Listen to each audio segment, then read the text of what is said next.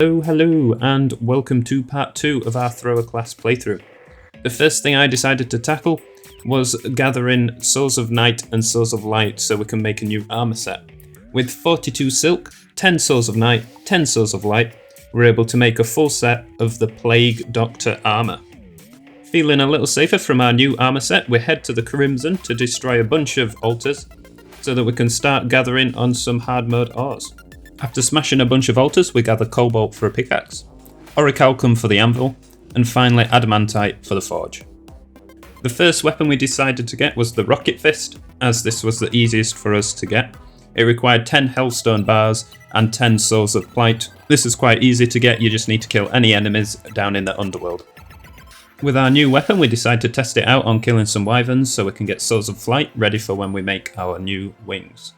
The weapon's pretty good, it's just very loud and a bit annoying, so I do look forward to changing it out for something else. With the Swords of Flight acquired, it's time to kill a bunch of pixies to get 100 pixie dust so that we can make the fairy wings. I find this the easiest and best wings to get. I know there are better wings out there that we can get, but sometimes it's a bit faff to get those. The first accessory we decide to go for is the Mermaid's Canteen. This increases how long it takes for the player to become exhausted. It requires 10 chitin, which you can get from certain enemies down in the aquatic depths. Which ones, I've got no idea. It also requires the canteen, which you can get from the thrower NPC. The next accessory we make is pretty simple. It takes the Volume 1 book and the thrower emblem, combine them together to make the Volume 2 book. The next accessory is a Dead Man's Patch. We can get this from a pirate invasion. We can then combine it with the wallet to make the Pirate's Purse. Now this is a really good accessory, it's going to give us more money and also deal a little bit of damage each time we kill an enemy.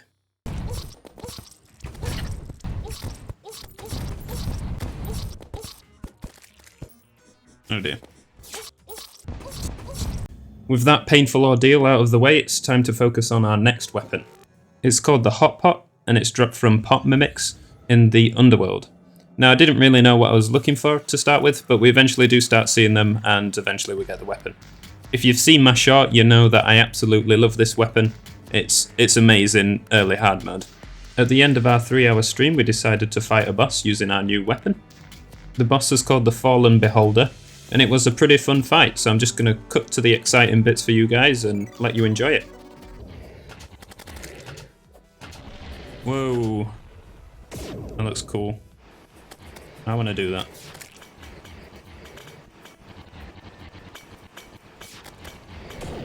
Wah! Whoa, can't go that way. Turning. Right, here we go.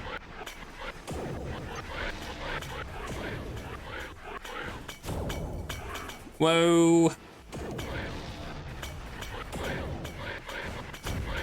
Wah!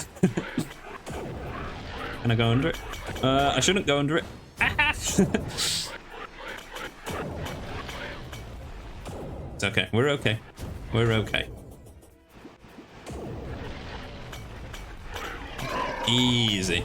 Ah! I died at the end. Of course I did. The first boss we take on is the Strider, because it can only be summoned during a blizzard. So we thought it'd be best to get that one out of the way while we can. Wasn't too difficult at all due to the Hot Pot's true power, so we dispatch of this boss pretty quickly. But it was a nice warm-up ready for the rest of the bosses. But like I say, it was pretty easy. This boss does have a chance to drop a thrower weapon. It's called the Cryo Fang, and it's pretty good, but we don't end up using it because we think as Hot Pot's way better, and let's be honest, it is. I've got here in my notes that I used the same gear until post-Plantera. That's because there are no upgrades available until that point. So I'm stuck using the Hot Pot and the corrosive vials and things like that until that point.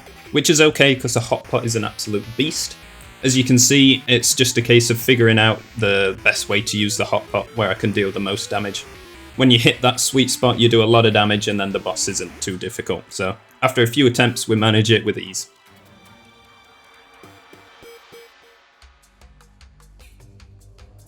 I found Retinizer a little more challenging because I found it keeps its distance more, which means it's harder to get that damage. But I found going up and dealing the damage easier than going down, dealing the damage like I was before. So once I found that out, I was able to do a bit more damage and get closer to defeating it. Towards the end of the boss fight, it gets pretty hairy. Yeah, I get down to like 40 HP. So a little too close for my comfort, but we made it work, so we'll take it. Next on the old list is Skeleton Prime. This one wasn't too bad. Again, I'm using the gravitation potion to allow me to do the most damage with the hot pots.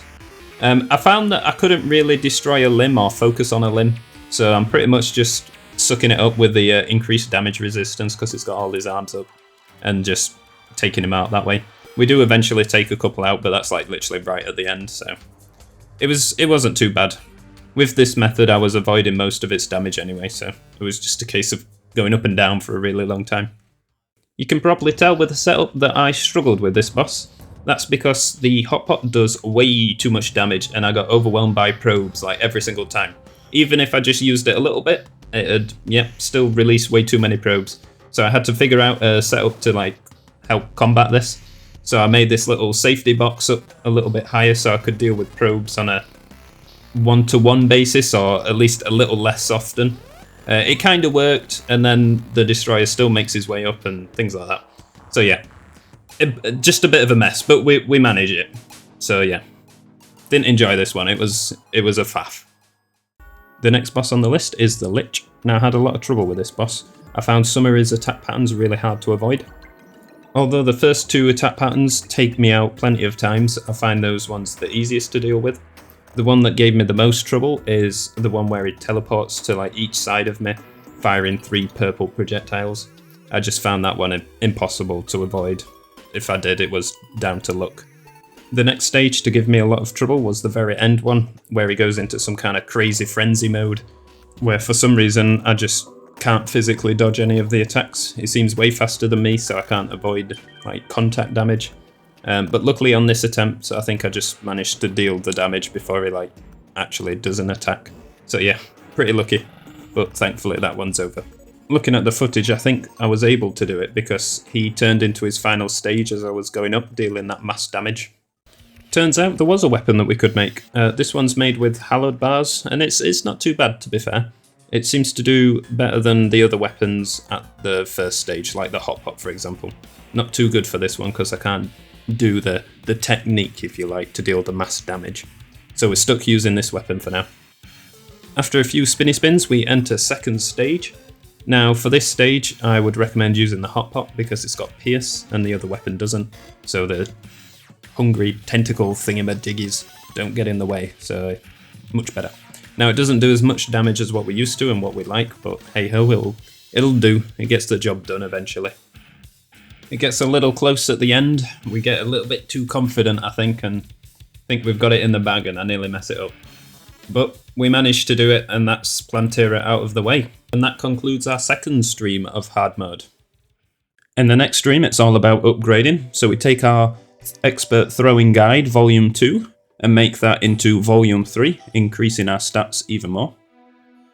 While we were in the jungle trying to get the solar fragment so we could spawn the solar eclipse, we came across a moth, so we killed it and got its dust, which means we can make a better set of wings, so that's what we did.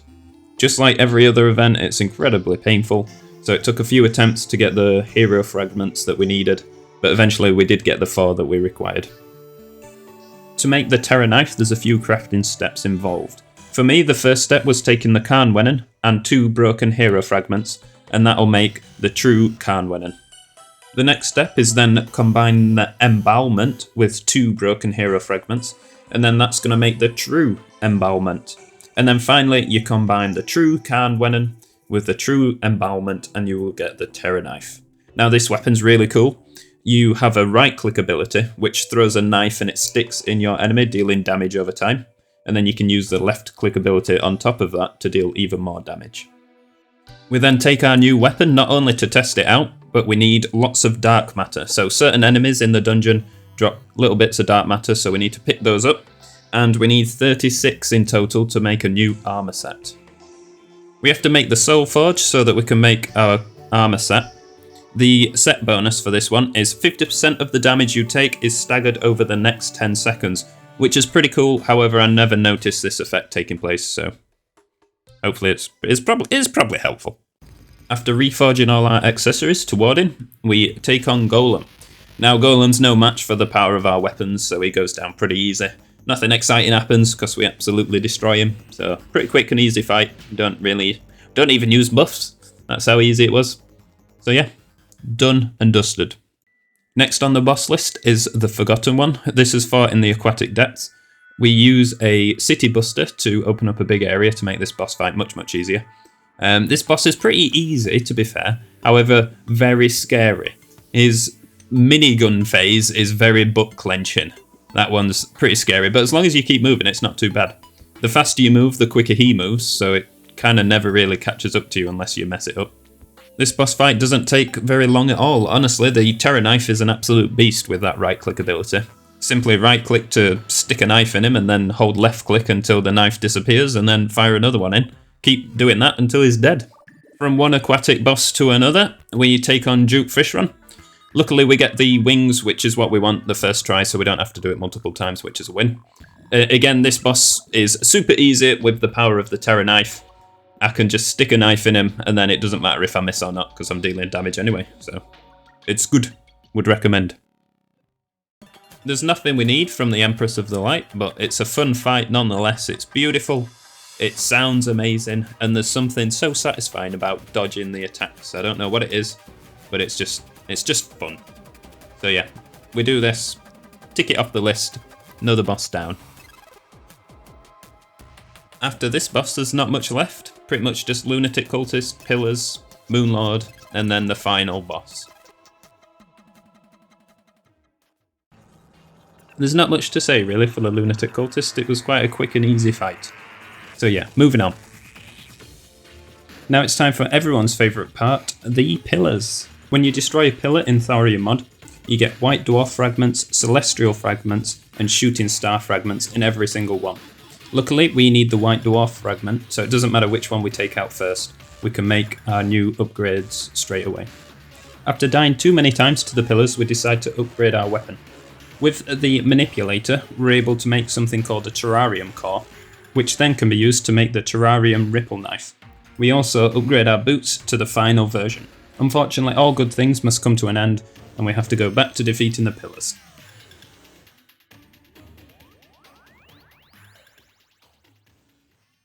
After destroying the last pillar, Moonlord spawns and we begin to take him down. But we fail. Look, it's tradition to fail on the first attempt. The thrower class can kick out some serious DPS. Just look how quick we take that hand down. It's mad. This is master mode as well, by the way. After taking out that hand, we move around to the next one and demolish that one just as quickly. After doing a lovely head massage for Mr. Moonlord, we move on to his core. I'm going to have to start charging for this service. Giving this guy a full body massage, well, a torso and above massage, and I've charged absolutely nothing. To be fair though, he does drop platinum when he dies, so I guess he does. With Moonlord defeated, we're able to make a new armor set called White Dwarf Armor. This is made with the white fragments and luminite. We're also able to make a consumable throwing weapon called White Dwarf Cutter. With these upgrades made, it's time to take on the final boss. How hard can that be? Oh no. Heal. I mean, improvement. I spawned inside. I'm dead. Come on, he's so close. Oh.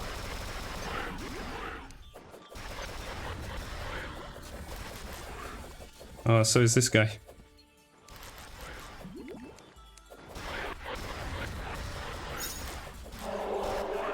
They're like both on 0 HP.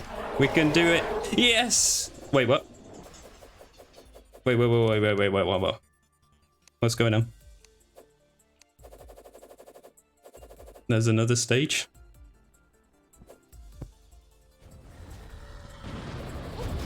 What in the God's name? I didn't know that there was another stage.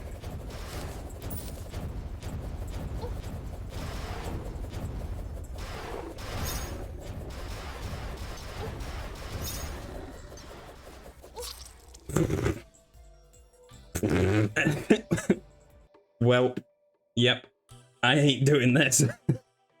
After a few more attempts, by a few I mean a good 20, I decided to go to bed crying and try again in the morning. So I did a bit of research on the wiki and found that there's a weapon that I didn't know about called the Star Eater.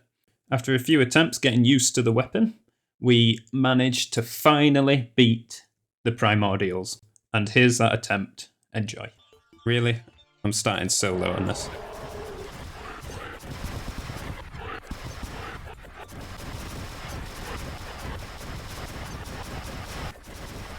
Encircle him on this first bit, because he doesn't do much. But I will run to one side when he gets super low, when he's super fast. But hopefully I can have a good stretch of no damage so that I can heal up.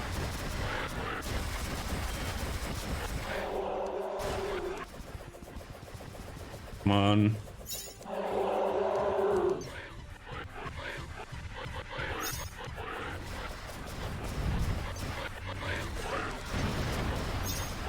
No, no, this is bad. This is bad.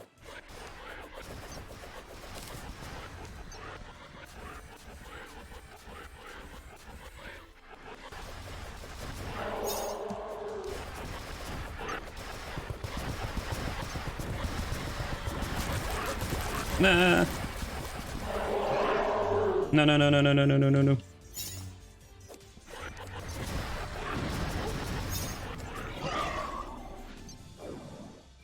Give me that. I'm starting too low. So I'm not feeling particularly optimistic about this one. Half HP is going down fast. Come on. Come on. 33 seconds to a heal. He's doing that one. He's playing nice. Come on, come on. So close. Come on. He's so close. Yes! Yes! Oh, have we done it? I'm gonna die. I hope I've still done it. Oh, please. Have we done it? Dream Eater has been defeated. Is that it? Have we done it? There's not like a sixth phase that I'm unaware of. With that many hours and that many attempts put into this boss, you can understand my skepticism of if I actually did the boss. But we managed it. It's finally done. It's finally over. And that concludes our Master Mode Thrower class playthrough. If you did enjoy, please let me know in the comments below. And also I'd love to know which challenge run you want to see next. Someone mentioned about Eternity Mode, so maybe I could check that out. But again, let me know what you think, and I'll see you in the next one. Bye!